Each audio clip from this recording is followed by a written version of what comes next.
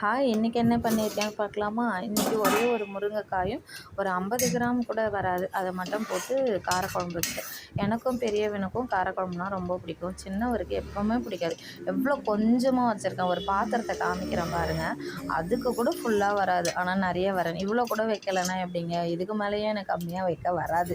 இன்னொரு விஷயம் என்னென்னா, நான் சாப்பிட்டுட்டு தான் வீடியோ எடுக்கிறேன். ஏன்னா ரொம்ப பசி, வெளியில் போகிற வேலை இருந்ததா, கை கால்லலாமே உதற ஆரம்பிச்சிச்சு. அதனால் கடகடன்னு இதை வச்சேன். காலையில் தோசைக்காக இந்த பன்னீர் இது சேர்த்து நிறையவே வச்சேன். ஏன்னா நைட்டுக்கு வந்தால் தோசை, சர்ச்சுக்கு போயிட்டு வந்து என்ன 8 மணி ஆகிடும். அதுக்கப்புறம் சமைக்க முடியல அந்த வெயில் டைமில். அதனால் அதையும் வச்சுட்டு ஒரே ஒரு நார்த்தங்காய் இருந்தது, அதை கடகடன்னு நல்லா எண்ணெயில் வணக்கிட்டு வத்தல் பொடி, கொஞ்சம் கடுகு, வெந்தயம், கொஞ்சமாக தண்ணி விட்டு பெருங்காயம் போட்டு எடுத்தால் சூப்பராக இருக்குங்க. இந்த குட்டி பாத்திரம் தாங்க, அதுக்கு ஃபுல்லாக கூட வராதுங்க. இவ்வளோ தாங்க வைக்கிறேன். சரிங்க, சப்ஸ்கிரைப் பண்ணுங்கள். வேறு ஒரு வீடியோவில் பேசலாம். பாய்.